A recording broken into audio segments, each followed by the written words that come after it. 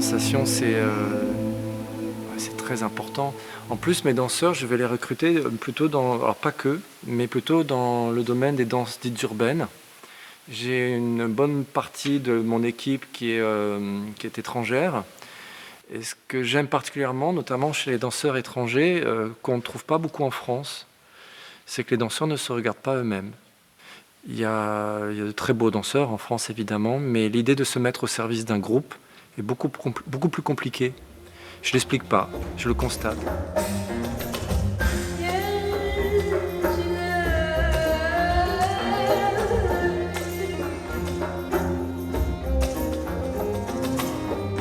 J'ai la chance d'être l'une des compagnies françaises. Bon, je vais frimer un peu, mais je porte l'une des compagnies françaises qui s'exporte le plus à travers le monde.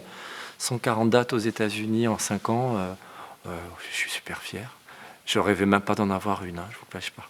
Mais par exemple, je constate que quand on va à l'étranger, je me rends compte que peut-être les danseurs ont un rapport beaucoup plus sur le ressenti. Et ça, c'est carrément intéressant.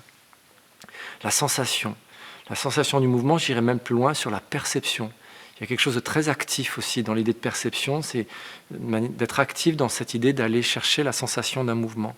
Je crois beaucoup au langage du corps, au langage de la danse. C'est un langage. C'est un langage qui se dispense de mots, en fait, même si vous m'avez entendu parler. Mais la traduction, en fait, quelque part, c'est essayer de pousser mes danseurs à sortir un langage qui dépasse celle des mots. Je crois que c'est ça la force de la danse.